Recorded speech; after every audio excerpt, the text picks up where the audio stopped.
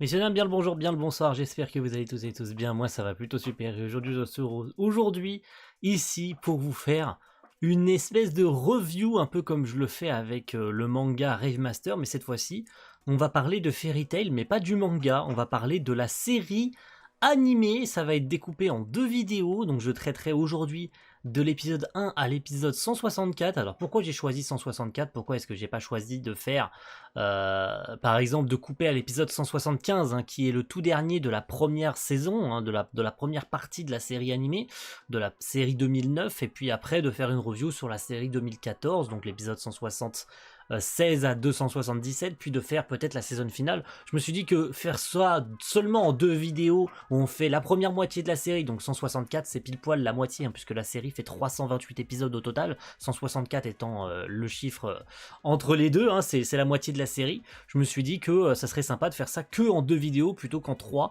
même si ça aurait pu vous permettre de vous sustenter de plusieurs vidéos. Je sais que vous adorez de toute façon Mashima. C'est pas comme si c'était l'œuvre qu'on traitait le plus sur la chaîne, mais je trouve que c'était mieux pour moi de traiter ça sous forme de deux vidéos plutôt que de trois. Donc cette première review va traiter du coup de pas mal d'arcs. Sachez que je vais pas rentrer dans les détails, contrairement à ce que je fais avec les reviews les deux vidéos de review de Rave Master. Je vais pas rentrer dans les détails concernant tous les arcs, étant donné qu'il y en a pas mal à traiter. Je vous le dis d'avance, il y a des arcs que j'ai sautés. Je le dis direct, hein, les arcs que j'ai sautés, l'arc notamment de Daphné qui est entre Horation Seiss et Edolas, qui est un tout petit arc totalement inutile et qui n'apporte rien. Très honnêtement, je voyais pas l'intérêt de le regarder. Et je le dis, il y en a pour qui ça va être surprenant, il y en a pour qui me connaissent depuis pas mal de temps déjà et qui devraient pas être surpris que j'ai sauté cet arc-là, parce que je l'apprécie pas plus que ça et c'est un arc qui de toute façon n'apporte strictement rien au scénario principal. Cet arc de toute façon, il est hors série. Hein, il appartient pas au manga, c'est la clé du ciel étoilé. Donc on va faire très bref au niveau des premiers arcs, hein, je vous le cache pas que notamment l'arc de Macao, l'arc de Daybreak, l'arc d'Eisenwald, un peu moins Galuna, mais on va commencer par ces arcs-là. Déjà premièrement, ça fait très plaisir de revoir la série animée, hein. Vous l'avez vu avec les vidéos, j'ai acheté les coffrets DVD de Fairy Tail, donc ça fait très plaisir de revoir VO, VF, tout dispo, on regarde la série, enfin on regarde la version qui nous plaît, hein. Bien entendu pour moi ça restera toujours et pour toujours et à jamais la VF, hein, de Fairy Tail, même si on prend un peu de recul avec cette VF, et à part peut-être quelques rôles qui sortent du lot, on voit que cette VF faite chez Wantec à l'époque était extrêmement limitée, donc dirigée par Bruno Meyer à l'époque. Nouvellement après changé, on passe à Timeline Factory pour la série 2014, mais on en reparlera dans la vidéo dédiée. N'hésitez pas d'ailleurs à activer la cloche des notifications pour rien louper, hein, parce qu'il y en a qui voient peut-être pas les vidéos arriver sur la chaîne et qui sont pas au courant que la vidéo est sortie, donc n'hésitez pas à le faire. Et donc la VF a switché chez Timeline Factory pour la suite, et elle est restée d'ailleurs pour la série 2018, et dirigée par Mélanie Anne. Donc je trouve que la VF était peut-être un peu mieux pour la série 2014, mais encore une fois j'en suis pas encore là, hein, je vous le cache pas, j'ai regardé l'épisode 164 et là je tourne la review, donc j'ai pas encore regardé le 165, j'ai pas encore switché sur la série de 2014, donc je pourrais pas vous dire. Mais on sent que cette VF était extrêmement limitée en termes de casting. On avait beaucoup de comédiens qui revenaient sur 50 000 rôles. Donc au-delà des rôles principaux qui étaient sympas, franchement, la VF était très limitée en termes de casting. Donc c'est l'un de ses principaux défauts. Sinon, le jeu des comédiens, je n'ai rien à lui reprocher. Commençons du coup par les trois premiers arcs, hein, je vous le disais à l'instant, l'arc Macao, Daybreak et Eisenwald. Pour Macao et Daybreak, c'était juste histoire de faire une entrée dans la saga, dans le manga, histoire de nous faire rentrer dans la série. C'était surtout pour introduire Lucie, pour introduire nos persos principaux, pour commencer à nous montrer de quoi ils sont capables, même s'ils sont pas autant cheatés qu'au début, enfin qu'à la fin plutôt, mais c'est histoire de nous faire rentrer dans l'œuvre, de nous ancrer dans l'univers de Fairy Tail, avec des petits arcs tranquilles et pas que de rentrer direct dans le vif du sujet. Surtout que Lucie, on ne la connaît pas, on sait pas qui elle est, d'où elle vient, etc. Donc c'est histoire d'enclencher la machine. Ces deux premiers arcs. Daybreak c'est pareil, hein, avec le livre, hein, le livre de Kezua Melon, enfin de Kemusa Léon plutôt, hein, mais c'est Kezua Melon, hein. Donc ils vont pas brûler le livre, ils vont le ramener à son proprio, et en fait ce livre avait une double lecture qui était une lettre écrite pour son fils, car le fils cherchait à brûler le livre et a demandé à Fairy Tail de le brûler. Donc c'est un arc plutôt sympa, et puis ça permet à Lucie d'ailleurs de récupérer la clé de Virgo, donc c'est plutôt sympa. C'est un arc qui casse pas trois pattes à un canard, mais ça se regarde, c'est sympathique. Et Eisenwald, c'est pareil, un des premiers arcs importants de la série, car on mentionne le nom de Zélef dans cet arc-là. Zélef qui jouera bien entendu son rôle plus tard, notamment avec l'île de Tenro, mais on en reparlera quand on parlera de l'île de Tenro tout à l'heure. Mais c'est une première mention de Zélef et du rôle important qu'il a à jouer, surtout qu'on parle quand même de quelqu'un qui a créé des livres de Zélef, donc on parle quand même de plusieurs livres. On se dit que c'est ce mec-là, ce mage noir, a créé quand même plusieurs démons, dont celui de la Lullaby, qui est dans Eisenwald. Le personnage de...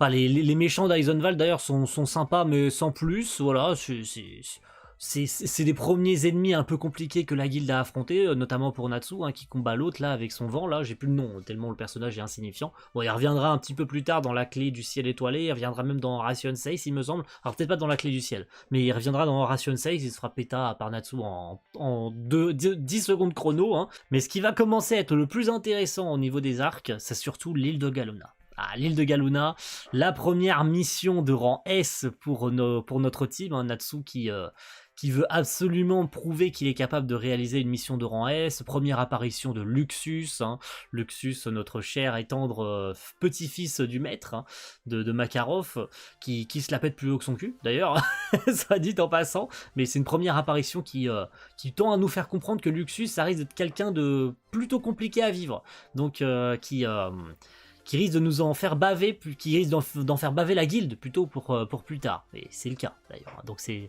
une introduction plus qu'intéressante pour le personnage. Donc Galuna qui va plus au départ se concentrer sur Natsu, Lucie qui cherche à aider les gens de l'île, mais qui va complètement retourner le truc, puisqu'ils vont forcer Grey à les suivre, puisque Grey était censé les ramener à la guilde. Plus tard, c'est Erza qui va tenter de les en dissuader, même si ça va finir en collaboration. Tout ça va très bien finir, attention. Mais c'est sympa qu'il y ait eu ce revirement de situation pour se concentrer plus sur Grey et sur tout son passé. On nous dévoile quasiment tout son passé, pas complètement, mais en tout cas une grosse partie de son passé.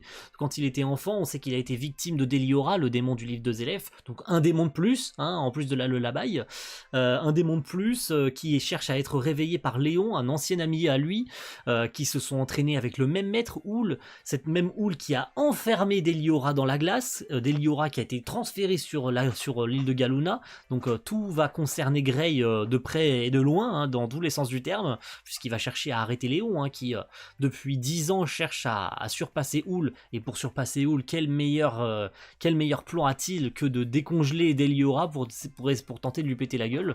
Bon, évidemment, ça se passera pas comme il cherche à le faire, et puis ça amènera à la victoire plutôt logique de notre team, et à la défaite de Léon, qui rejoindra plus tard l'Amia Scale pour notamment Ration 6 et pour les grands jeux intermagiques. Il y en a qui vont dire les grands jeux magiques, intermagiques, on le prononce un peu comme on veut, mais un arc très sympathique et qui met en avant Grey. Surtout Houl avait une fille et que Léon cherchait à la remplacer, bref qu'il avait une obsession toute particulière pour Houl et que cette obsession durera 10 ans et qu'il cherchera même à tuer Houl indirectement en faisant fondre la glace, et ça jouera un rôle très important pour la suite d'ailleurs, pour notamment Tenro, ça jouera un rôle. C'est intéressant d'avoir choisi de faire fondre cette glace pour qu'elle se déverse dans la mer, ça jouera un rôle ultra important pour la suite et pour un personnage, pour un retournement de situation plus que nécessaire pour l'arc. Donc c'est plutôt intéressant que Mashima l'ait fait tourner comme ça. L'arc suivant, tout le monde le kiffe.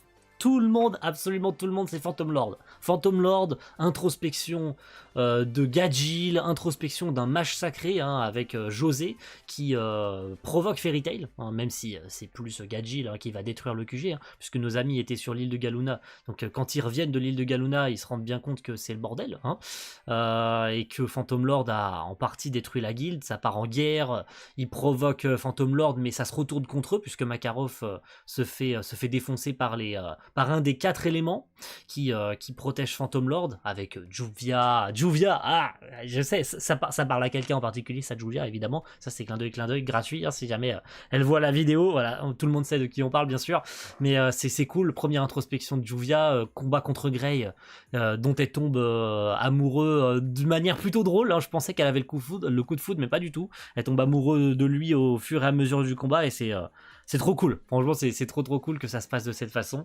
Chacun des membres va affronter un des 4 éléments. Elfman et Mira Jane vont faire face à leur traumatisme, puisqu'on apprend par la même occasion qu'ils avaient une sœur, Lysana, qui est morte et qui était également une amie d'enfance de Natsu. Donc ils font face à leur traumatisme, puisque c'est Elfman lors d'une mission qui a perdu le contrôle de sa transformation, qui aurait tué Lysana sans le faire exprès. Donc forcément le gars s'en voulait depuis longtemps, il a jamais réussi à refaire une transformation complète de peur de perdre le contrôle. Donc Mira Jane d'ailleurs a complètement changé depuis ce jour-là, donc on comprend bien que les membres de Fairy Tail d'avant, et plutôt la Mira Jane d'avant, le Elfman d'avant, et ceux qui sont maintenant sont des gens traumatisés, et qui vont devoir faire face. Ça jouera un rôle beaucoup plus tard pour la suite, notamment pour la bataille de Fairy Tail, mais encore une fois on en reparlera, parce qu'il y a plein de choses à prendre en compte hein, pour les personnages, même s'il y en a qui sont moins présents à l'écran que d'autres, tous ont une histoire plus ou moins intéressante à porter, donc c'est très intéressant. Donc Phantom Lord qui se termine par le duel fantastique, que dire, le combat pharaonique entre nos 2 chasseurs de dragons, qui amènera bien sûr au recrutement de Gajil pour la suite de l'aventure, même si personne ne l'acceptera au début, hein, ça me semble plutôt logique. La guilde sera complètement reconstruite de A à Z, et le combat est cool, hein, et le retour de Makarov aussi est cool, la défaite de José est cool, donc franchement cet arc était trop cool. Et puis on apprend par la même occasion aussi à travers tout ça la véritable identité de Lucy, hein, qu'elle est une Artfilia, qu'elle est liée, qu'elle est d'une famille noble et très connue, et que Phantom Lord a attaqué Fairy Tail indirectement. Tout ça est lié, non seulement parce qu'il souhaitait attaquer Fairy Tail, parce que ça faisait longtemps que Fairy Tail leur cassait les couilles, hein. il leur faisait mal à la gorge, Fairy Tail, depuis longtemps. Phantom Lord, il leur faisait de l'ombre, et surtout parce que c'était une requête du père de Lucy qui cherchait à la faire rentrer à la maison. Donc ils ont fait d'une pierre deux coups en attaquant Fairy Tail et en voulant capturer Lucy, en voulant l'enlever, et en la ramenant à son père.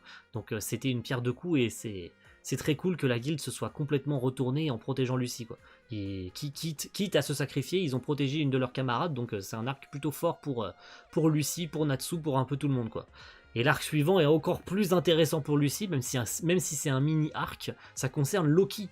Loki est un membre de Fairy Tail qui est en réalité un esprit qui est confiné dans le monde des humains, qui a été banni du monde des esprits depuis plusieurs années, car il a causé la mort de sa maîtresse, Karen, qui était aussi une constellationniste. Donc c'est pour ça d'ailleurs qu'il a peur de Lucy depuis la première fois qu'il a su que c'était une constellationniste. Il a cherché tout le temps à la fuir. On comprend rapidement pourquoi, puisque Loki il arrive à bout, hein, il en peut plus, ça fait des années qu'il est dans le monde des humains, et à un moment donné son corps ne peut plus résister, puisque son corps n'a plus assez d'énergie pour continuer à rester dans le monde des humains, puisqu'un esprit ne peut pas rester dans le monde des humains sauf en utilisant son énergie vitale, sauf que Loki arrive à bout, hein. Et Lucy lui sauvera la vie en suppliant le roi des esprits de lui permettre de regagner son monde, parce qu'il n'est pas responsable complètement de la mort de Karen. En tout cas, il s'est toujours senti responsable de sa mort, mais il a simplement cherché à protéger une amie, Aries, un autre esprit, que Lucy récupérera plus tard dans l'aventure. C'est plus que noble, et Loki finira par prêter allégeance à Lucy. Donc c'est un mini arc très sympathique où Loki jouera la carte de celui qui va mourir, puis finalement ah non je rigole, t'inquiète pas, mais t'occupe pas de ça, je voulais juste m'excuser pour t'avoir toujours pour t'avoir esquivé, hein, pour t'avoir jamais adressé la parole, etc. Il faisait ses adieux au final, et Lucy lui sauvera la peau et il prêtera allégeance pour toujours à sa nouvelle maîtresse, hein, qui lui aura permis de survivre et de se repentir de ses péchés, hein, et surtout parce qu'elle aura réussi à faire plier le roi des esprits, ce qui ne sera jamais arrivé, hein. Elle aura réussi à faire plier le roi des esprits pour que Loki retourne auprès de ses dans son monde, excusez-moi, dans son monde, hein, tout simplement.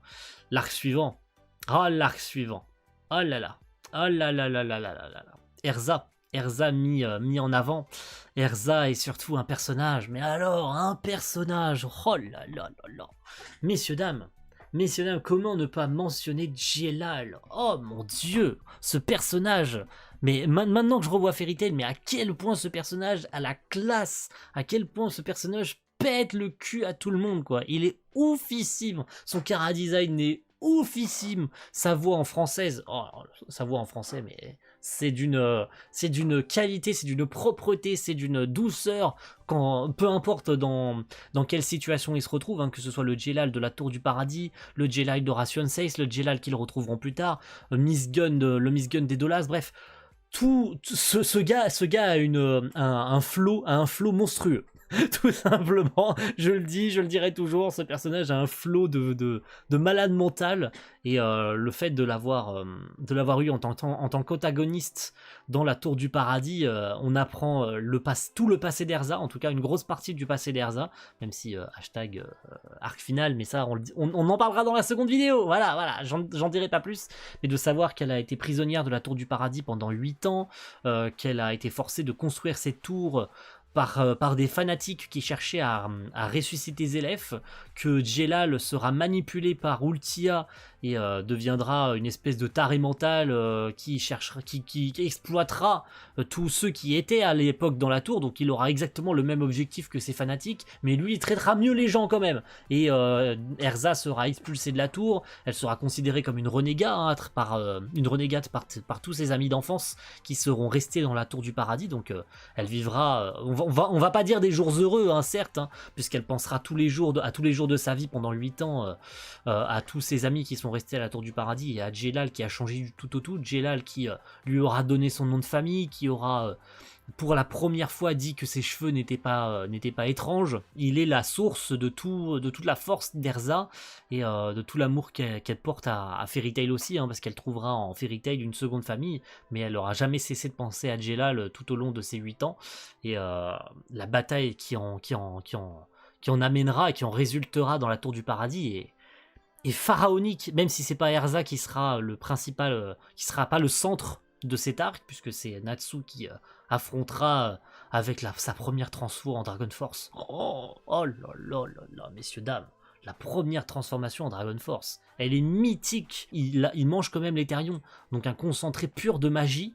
Le mec il en mange un bout et ça lui décuple sa force, donc on comprend très bien, même si on le sait depuis le début, hein, le gars il est surhumain, un Natsu, hein, mais il le devient encore plus en mangeant l'Etherion et en activant cette puissance cachée, et en affrontant un Jelal monstrueux qui tient des propos de fou furieux, et la victoire est plus que méritée, la victoire est plus qu'épique, et le sacrifice d'Erza qui n'en sera rien, heureusement, mais le sacrifice d'Erza pour sauver tout le monde, parce que l'Etherion tiré par le conseil de la magie que Jelal aura manipulé pendant plusieurs années, pendant 8 ans, hein, pendant pas loin de 8 ans, il aura manipulé le conseil de la magie avec Ultia pour les forcer à tirer l'Etherion.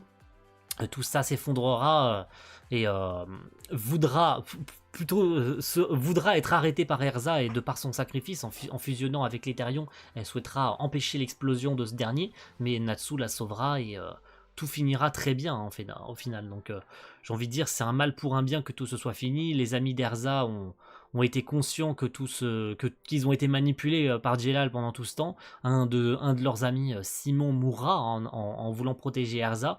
De la même manière qu'un membre de Fairy Tail, c'est d'ailleurs pour ça qu'Erza se rendra à Fairy Tail, c'est qu'un vieux grand-père qui se trouvait à la Tour du Paradis et prisonnier en même temps que tous ses enfants, Rob, pour ceux qui se souviennent de lui, était un membre de Fairy Tail. Enfin, c'est un arc, vraiment un arc génialissime. Tout le monde le retiendra, la Tour du Paradis, pour pas mal de choses. Donc franchement, un 20 sur 20 cet arc, hein. Vraiment, j'en retiens que des bonnes choses. Et l'arc suivant n'est pas en reste, hein, puisque c'est la bataille de Fairy Tail. Et je parlais de Luxus, bah ouais, c'est Luxus qui sera l'instigateur de tout ce beau bordel, puisque la guilde se préparera à réaliser la Parade Fantasia. Et Luxus, lui, il en entend pas de cet œil-là, hein. Lui, tout ce qu'il veut, c'est faire plier Makarov et devenir le nouveau maître de Fairy Tail, parce qu'il se doute bien que Makarov commence à vieillir, et qu'il serait peut-être temps de passer la main à la nouvelle génération.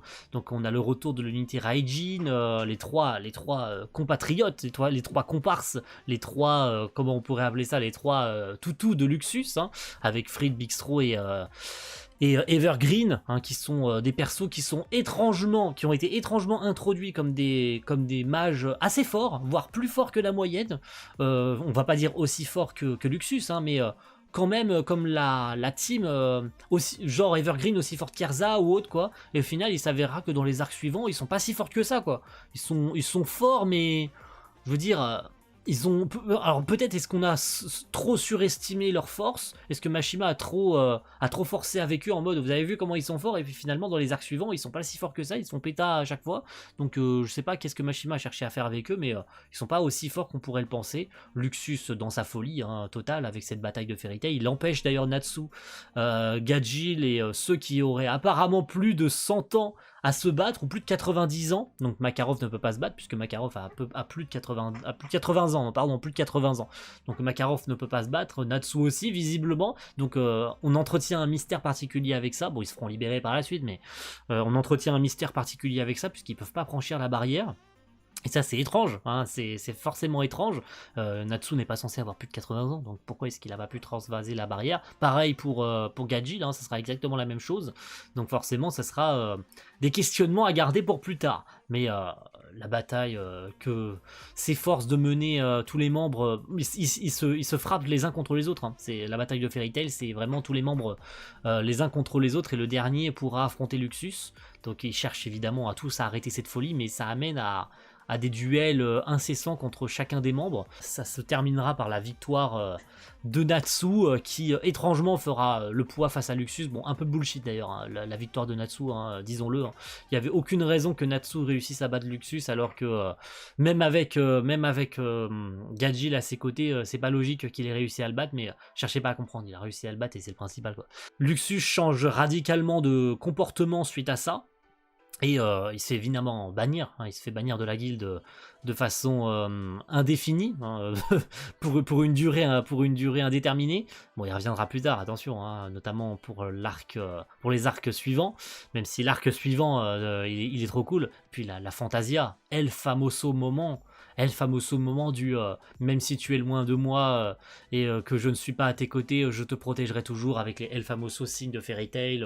La parade Fantasia est folle. J'ai oublié de dire au début de la vidéo, mais outre la qualité, outre la série qui commence à vieillir un peu, s'il y a bien quelque chose, les génériques, etc. Bref, j'ai pas mentionné tout ça, mais il y a bien une chose pour laquelle on pourra jamais, outre les génériques aussi, hein, attention, c'est les musiques. Les musiques de Yasuharu Takanashi, messieurs, dames.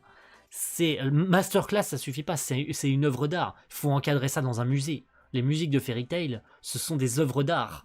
Vraiment, il n'y a aucune musique qui est à jeter dans cette série. Tous méritent d'être encadrés, et il faut un musée dédié aux musiques de Fairy Tail ou aux musiques à la carrière de Takanashi. Faut vraiment lui faire une statue à ce mec-là, parce que faut lui faire un monument. Ce mec est un monument de la musique à côté des plus grands. Je pense à Sawano ou autres. Voilà, c'est les premiers qui me viennent en tête, mais vraiment, ce mec mérite tout le respect du monde pour toutes les compositions musicales qu'il a fait sur cette série animée. J'en parlerai peut-être dans la prochaine review, mais franchement, c'est une masterclass, quoi. Vraiment, toutes les musiques sont des masterclass sur cette série. Et pour enchaîner sur le prochain arc, on commence à s'approcher de la fin, on est probablement à la moitié de la vidéo. Horation 6. Ah, Horation 6. Horation 6. Introspection de Wendy, 3e chasseuse de dragons, avec les Horation 6, Cobra, Brain, Zero, bref, le Nirvana, les Nirvit, etc. Bref, la coalition avec toutes les guildes, le retour de Léon, la première apparition de Jura, le mage sacré, bref. Des combats super cool, voilà, des combats super méga cool. La deuxième utilisation de la Dragon Force pour Natsu, la relation qu'ont eu Wendy et Jelal, puisque Jelal fait son retour, mais c'est le même Jelal, mais en fait il semblerait que non, puisque il y a l'air d'y avoir des incohérences avec ce que Wendy se rappelle dans son passé, puisqu'elle dit qu'elle aurait été sauvée par Jelal et qu'elle connaissait Jelal dans le passé. Donc on apprend par la même occasion l'histoire de Wendy, qu'elle a été conduite à la guilde des Cage Shaders, qu'elle y a été emmenée par Jelal, hein, qui était en voyage, mais ça concorde pas du tout avec le Jelal que nous on connaît à la Tour du Paradis, qui était prisonnier de la Tour du Paradis. Donc ça ne colle pas du tout, à moins que ça se soit passé avant la Tour du Paradis, mais il y a des choses qui ne colle pas. En tout cas, on comprend très vite que c'est peut-être pas le même Jelal, mais en tout cas le Jelal qu'on a eu dans cet arc là, c'est bel et bien celui de la Tour du Paradis, mais qui est amnésique, qui a tout oublié, sauf une seule chose, c'est qu'il devait détruire le Nirvana. Donc il prêtera évidemment assistance à Fairy Tail. à Erza, un petit peu tout le monde. D'ailleurs, il donnera toute sa force à Natsu qui lui permettra d'activer pour la deuxième fois. Donc c'est d'autant plus iconique que Jelal soit présent dans cet arc, puisque c'est face à Jelal que Natsu utilisera la Dragon Force pour la première fois, et c'est grâce à Jelal qu'il utilisera la Dragon Force pour la deuxième fois. Donc c'est plutôt cool que Mashima ait choisi de faire ça pour Ration 6, et surtout d'avoir traité ça de cette façon, que ce soit Jelal, de par la flamme de ses crimes, de tout ce qu'il a causé, même s'il n'en avait aucun souvenir à ce moment-là. Donc un Jelal complètement perdu, hein, et un Jelal qui ne comprend pas du tout ce qu'il a causé, qui donne toute sa force à Natsu et qui donne toute son espérance envers lui pour battre Zero, arrêter le Nirvana, etc. Bref, tout ça pour dire que les Horatio Sensei sont tous cool. Le frère de Wally, hein, l'un des amis d'enfance de Erza, Richard, pour ceux qui s'en souviennent, Hot Eye, hein, un personnage trop cool qu'on verra un peu plus tard. On reverra tous les Horatio Sensei beaucoup plus tard, hein, mais ouais, ça me reste en tête, hein, et Brain qui jouera aussi un rôle important plus tard, même s'il est un peu secondaire comme perso, mais on sait que c'était quand même un mage assez expérimenté, donc je trouve que c'est intéressant de l'avoir traité comme ça, de sa double personnalité, qu'il avait décidé de sceller sa mauvaise personnalité de Zero grâce au saut des Horatio Sensei. J'ai oublié de préciser un combat intéressant, un combat très intéressant que j'ai oublié de mentionner, je suis désolé, c'est celui de Lucy, parce que Lucy est quand même beaucoup mise en avant dans cet arc, où elle utilisera pour la première fois l'Uranometria grâce à Hibiki. On se demande comment Ibiki avait Uranometria, mais je cherchais pas à comprendre. L'affrontement face à Angel, l'apparition de Gemini. Gemini qui peut copier l'apparence et les pouvoirs de Lucy. Ouais, elle obtiendra d'ailleurs cette clé un peu plus tard. Le retour d'Ariès également, donc elle récupérera toutes les clés qu'avait Angel. Donc c'est trop cool. C'est trop cool son combat aussi à Lucy, donc on nous montre que Lucy c'est pas seulement un perso qui est juste là pour le gag, pour le fanservice, etc. Qu'elle a aussi une évolution, qu'elle a des combats assez intéressants, pas tout le temps mais elle a des combats quand même assez intéressants, et c'est trop bien. L'arc suivant, Edolas. Edolas, y a des gens que ça a pas forcément fait tilter Edolas à l'époque, mais je trouve que c'est un arc plutôt sympa qui met en avant cette fois-ci Happy et Carla qui viennent de ce monde, Edolas qui est donc un monde parallèle à Earthland, le monde d'où viennent nos amis de chez Fairy Tail, hein, qui est donc le monde d'Earthland. On comprend très rapidement que Miss Gunn, le membre de Fairy Tail, est en fait le Jelal d'Edolas, et qu'il y a beaucoup d'autres personnages qui apparaîtront plus tard, dont on pouvait absolument pas se douter qu'en fait ils venaient pas d'Earthland, notamment Poliusica, hein, qui est la Grandinée, le dragon céleste, mais d'Edolas, hein, qui est donc la version humaine de Grandinée. Mais c'est cet arc qui explique d'où viennent Happy et Carla, que tout ça était voué à réaliser le plan des Excides, que Carla en fait a été manipulée pendant toute sa vie en fait, hein, qu'elle était censée amener par les animas tous les habitants d'Earthland pour qu'Edolas puisse obtenir une magie éternelle. Le roi d'Edolas qui pète un plomb, le gars en fait il obéit aux Excides, hein, qui sont considérés comme une race supérieure à Edolas. Le monde d'Edolas qui est en crise de magie, donc il cherche avec ce que fait le roi, avec les animas qui aspirent toute la vie, qui aspirent tout Magnolia en fait, hein, littéralement, hein. Qui le pousse à avoir une magie éternelle, car la magie s'épuise très rapidement dans ce monde-là, donc on sent qu'il y a une pénurie de magie à Edolas.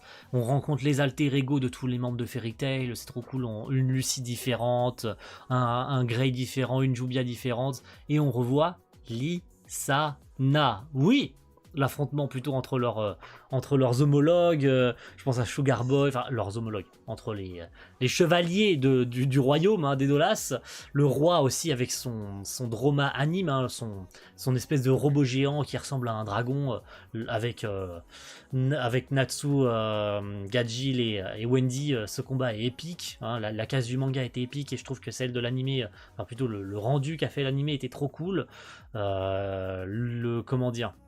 Le combat d'Erza contre Erza, la double Erza, l'Erza d'Edolas, Erza Nightwalker, qui utilise des techniques, je l'ai fait en thread Twitter, qui utilise des techniques avec ses lances, donc il y a à peu près la même magie qu'Erza, que la Erza d'Earthland, mais qui ne peut que changer ses armes et pas ses armures, mais qui utilise des techniques liées à Rave, donc Explosion, Melforce, Sylpharion, etc., qui sont des techniques de Haru grâce à ces épées des Ten's Commandments.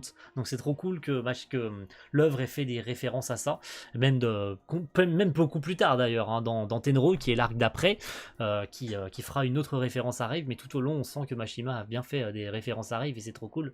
Donc j'aime vraiment beaucoup comment ça a été traité et Dola c'est un arc génialissime quoi. Le retour de Jelal dans son monde, Lily qui rejoindra Earthland, la vérité à travers, enfin la vérité derrière tout ce qu'a fait les Excides, tout ce qu'ont fait les Excides et la reine qui est en fait la maman de Carla. Je sais qu'il y a beaucoup de gens, et je suis de cet avis, qui n'aiment pas Carla du tout, mais je trouve que c'était mignon. Et on voit les parents d'Happy aussi, oh, les parents d'Happy, mais qu'est-ce qu'ils sont heureux de voir que ce petit chat bleu, pas très futé, un peu con sur les bords, mais qui est en fait leur fils. Et on ressent à travers leur émotion tout ce qu'a fait subir la reine à tous les parents qui ont perdu leurs enfants et qui ont été envoyés sur Earthland, dont Carla, hein, qui avait été envoyée aussi sur Earthland, qu'elle a été menée en bateau et qu'elle a souffert pendant toutes ces années.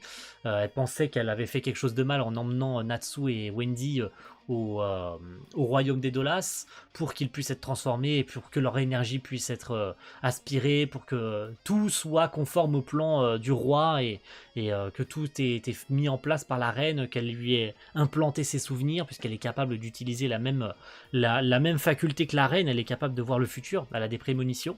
Donc on nous dévoile tout ce qui se cachait derrière, et en fait que c'était pas du tout le plan émis par la reine. Hein. Si elle avait envoyé tous les Excides, tous les enfants dans les œufs, contenus dans les œufs sur Earthland, c'était tout simplement pour les sauver, puisque Edolas risquait un jour ou l'autre d'être détruit, hein, et que Extalia, la capitale des Excides, finirait par disparaître. Et l'arc suivant qui est l'avant-dernier qu'on va traiter dans cette review, qui est celui de l'arc de Tenro. Alors Tenro c'est Grimoire Art, Tenro c'est d'apprendre indirectement, de commencer à comprendre comment a été fondée la guilde, que cette île est pas simplement une île, c'est la terre sacrée de la guilde qui leur permet d'accroître leur pouvoir magique. Grimoire Art, Zélef, bref.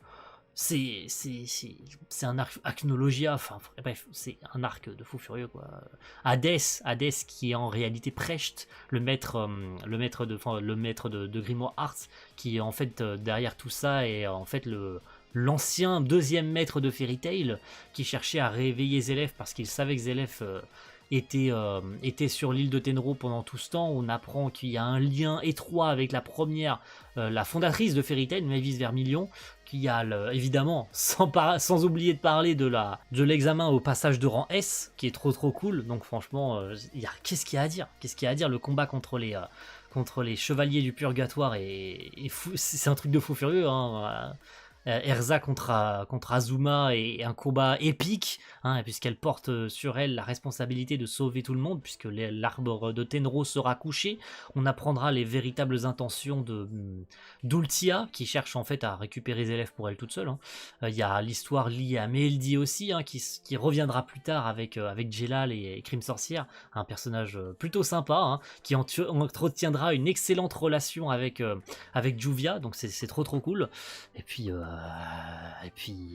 le combat final, hein, contre Hades, hein, au sein du vaisseau, le retour de Luxus, bref, c'est un truc de fou furieux. Déjà, on a la confirmation que Zélef existe bel et bien, puisque depuis le début de l'œuvre, Zélef n'était mentionné que comme quelqu'un d'immatériel, quelqu'un qui n'existe plus, quelqu'un qui ne peut plus être en vie aujourd'hui, puisque c'est quelqu'un qui aurait vécu il y a 400 ans, donc c'est quelqu'un qui ne peut plus être en vie aujourd'hui. En fait, si, Zélef est là. Zélef, en fait, il dormait sur l'île de Tenro depuis plusieurs années, et ça veut donc dire que c'est quelqu'un peut-être d'immortel, et quelqu'un qui peut-être évite aussi la population. Peut-être qu'il est sur l'île de Tenro depuis, va savoir depuis combien de temps il est là-bas. Technologia qui vient littéralement détruire l'île de Tenro, car il savait que l'île de Tenro était un endroit plus que dangereux, hein, puisque ça reliait une grande quantité de mages, une énorme quantité d'énergie et de mages de Fairy Tail, hein, les plus puissants de la guilde étaient tous sur l'île de Tenro à ce moment-là. Donc quel meilleur moment pour Acnologia d'arriver, de détruire déjà en premier lieu l'île de Tenro, mais aussi d'annihiler tous les meilleurs mages de cette guilde, qui compte 3 chasseurs de dragons. Donc quoi de mieux pour lui que de détruire les mages les plus dangereux qui auraient pu à l'avenir lui causer des problèmes. Surtout que Gildarts, qui apprend que Kana est sa fille, etc. C'est vrai que j'ai pas parlé de Gildarts, mais Gildarts qui joue aussi un rôle important, hein. Non seulement quand il est présenté à la guilde, quand il revient après sa mission de 3 ans, qu'il annonce qu'il a échoué à la mission de la quête de 100 ans, qui a été mortellement blessé. Il nous apprendra que c'est par Acnologia. Il a affronté Acnologia, donc il sait très bien que ce dragon est trop dangereux pour la guilde et qu'aucun d'entre eux ne sera capable de le vaincre. Donc forcément c'est la giga merde, hein, puisque personne ne peut faire face à un tel monstre, et il finit par littéralement annihiler toute l'île, laissant pour mort l'intégralité des membres qui étaient dessus, hein. Donc l'histoire ne s'arrête pas là, comme le dit si bien Makarov. 7 ans ont passé, la guilde existe toujours malgré ça, même si elle a perdu de sa notoriété, ayant perdu tous les plus grands mages qui la composaient. Mais 7 ans ont passé et en fait nos amis sont vivants. Et oui, les membres de Fairy Tail ont cherché à activer une espèce de cercle magique, hein. Ils ont cherché à se défendre d'Acnologia, même si tout laissait penser que l'île a été réduite à néant par ce dragon noir de l'Apocalypse. En fait, il n'en était rien, l'île a simplement disparu et a été protégée pendant 7 longues années. C'est le temps qu'a mis l'île à revenir et au sort à se dissiper, puisqu'ils ont activé, outre Kana qui plutôt dans l'arc de Tenro avait obtenu une des 3 grandes magies, cette fois-ci la guilde entière et tous les mages sur l'île de Tenro ont activé sans le vouloir, grâce à Mavis, hein, qui les a aidés à activer cette magie, l'une des trois grandes magies, en plus de Fairy Glider, qu'obtiendra Kana dans cet arc, la Fairy Sphere, qui va les protéger, qui est une sphère d'énergie, hein, qui va littéralement les protéger de l'attaque d'Acnologia, au risque évidemment de les avoir piégés, d'avoir gelé le temps pendant 7 longues années. Donc l'île fera évidemment surface, nos amis n'auront pas vieilli d'un pouce pendant 7 ans, tandis que les autres membres, eux, auront bien vieilli. Attention, Macao sera devenu un espèce de papy, limite cheveux blancs, quoi, pas loin des cheveux blancs, voire même cheveux blancs. Là où l'équipe complète de Tenro n'aura pas vieilli d'une seule seconde, quoi. Pour eux, tout ça sera passé l'espace peut-être d'une heure ou deux, quoi. Le dernier souvenir qu'ils auront de ce qui s'est passé, c'est Acnologia qui a attaqué l'île. Ils se souviennent pas que la Férisphère se soit activée ou quoi. Tout ce dont ils se souviennent, c'est Acnologia qui a lancé son attaque sur l'île, et c'est tout. Ils pensaient tous qu'ils étaient morts, et finalement ils s'en sont tous sortis vivants. Et tout est bien qui finit bien. On va attaquer le dernier arc, même si pas complètement du coup, puisque l'épisode 164 s'arrête tout juste après le duel de Yukino contre Kagura. Oui, c'est comme ça, je vous le dis d'avance, comme ça vous savez ce qu'on va traiter. Non, on parlera pas du duel de Natsu, non, on parlera pas du Pandémonium, non, on parlera pas de tout ça. Ce sera seulement dans la seconde partie de la vidéo. Mais le grand tournoi de la magie, les grands jeux intermagiques, nos amis qui cherchent à s'entraîner mais qui se font avoir par les esprits, ils ont perdu 3 mois en l'espace d'une journée passée dans le monde des esprits. Ils ont perdu 3 mois d'entraînement. Jelal les y aidera en leur activant. C'est plus du coup notre cher étrange Ultia, hein, qui aura complètement changé. J'en parlais tout à l'heure, j'ai oublié de le mentionner pendant l'île de Tenro. Notre cher Ultia qui changera complètement de camp suite à sa rencontre avec Grey qu'elle affrontera. On apprend qu'elle est la fille d'Oul, on apprend tout son passé, qu'elle pensait qu'Oul l'avait abandonnée et finalement en étant poussée dans la mer, puisque Oul, on rappelle, était changé après avoir été transformé en glace et fondu, se sera versé dans la mer. Donc elle verra à travers tout ça les souvenirs de sa mère et comprendra qu'en fait elle s'est toujours fourvoyée depuis toutes ces années. Sa mère ne l'a jamais abandonnée, tout au contraire, elle tenait précieusement à elle. Et Ultia finira par changer complètement de camp et à se ranger du côté de la guilde, hein, indirectement en tout cas. Elle ne verra plus aucune raison de se battre, et même de récupérer Zélef, hein, puisque tout ça en fait ne lui aura strictement servi à rien. Elle changera évidemment de camp et c'est cool de la revoir 7 ans après aux côtés de Jelal et Meldy qui auront fondé, du coup pour en revenir, Crime Sorcière, qui leur activera la seconde origine. Donc ça leur permettra plus ou moins d'activer une seconde partie de leur magie, d'avoir plus de magie, donc d'accroître leur capacité et de sauver les meubles, hein, puisqu'ils se sont fait avoir par les esprits, ils sont restés trop longtemps dans le monde des esprits, donc ils auront perdu tout le temps d'entraînement qui aurait dû leur être alloué pour la préparation des grands jeux intermagiques, l'introspection de Sabertooth, des dragons jumeaux, etc. Bref, voilà, vous vous en souvenez, les premières épreuves des grands jeux intermagiques, Wendy qui se fera avoir par Reventail, hein, la guilde du fils du maître, donc Ivan, tout ce qui se prépare à côté des grands jeux intermagiques, parce qu'il y a un espèce de chevalier au sein du château qui prépare un plan, on ne sait pas trop ce que c'est, mais il cherche à capturer une constellationniste. Plusieurs fois, Wendy est prête à se faire enlever. Heureusement, Natsu lui sauve la peau à chaque fois. Lucy qui perd son duel, la guilde qui ramasse gueule depuis le début depuis le début des grands jeux intermagiques. Tous leurs combats ne se passent pas bien du tout. Pour Grey, ça se passe pas bien. Pour Lucy, ça se passe pas bien. Il y a seulement... Heureusement, bon, il y a Mira Jane et Elfman qui remportent leur duel. D'ailleurs, c'est plutôt cool hein, qu'ils remportent leur duel. Natsu rapporte quelques points, mais c'est plus rigolo qu'autre chose. Il n'y a pas vraiment de sérieux. Bon, il y a le combat aussi de Jelal face à Jura qui se fait passer pour Miss Gun. Attention, hein, il intervient en tant que Miss Gun avec l'équipe B de Fairy Tail. Mais c'est un début sympa pour introduire les épreuves des grands jeux intermagiques. J'ai oublié de parler du Sky Labyrinthe, mais c'est tellement insignifiant, c'est tellement peu intéressant que je le traite pas vraiment. Puisque c'est surtout les combats qui suivront après qui seront plus intéressants. Je pense notamment à Natsu contre les dragons jumeaux, le second duel de Lucy, vous vous en souvenez, hein, j'en parlerai pas tout de suite, mais le second duel de Lucy, il est terrible, mais on en parlera dans la seconde review, puisque c'est juste après. Puis tout ce qui se trame autour, évidemment, de Sabertooth, puisque Sabertooth a pas l'air d'être une guilde de gentillets, quoi. Le maître a l'air un peu cinglé sur les bords, donc tout ça, ça sera à traiter plus tard, puisqu'on s'arrête ici. Merci à tous d'avoir suivi cette première review, j'espère que ça vous aura plu de vous rappeler un petit peu de ces moments-là, et moi ça m'a fait plaisir en tout cas. Donc je sais pas si j'aurais pu illustrer grâce à des passages du manga, je pense pas, hein. Très sincèrement, ni avec des screens de l'animé, j'aurais simplement, je vous aurais simplement fait une synthèse vocale de tous ces arcs. Veuillez m'en excuser si jamais il n'y a pas d'illustration ou quoi, j'aurais fait ce que j'ai pu. Mais en tout cas c'était très cool à traiter, ça me permet de me rappeler de tout ça. Et puis je continue mon aventure, et j'ai hâte de voir les arcs qui vont arriver, Eclipse, principalement Eclipse, Tartaros, etc. Bref, on les traitera dans la prochaine vidéo. Et puis le reste des grands jeux intermagiques, bien sûr. Attention. Rendez-vous très vite pour la seconde vidéo. Ciao tout le monde.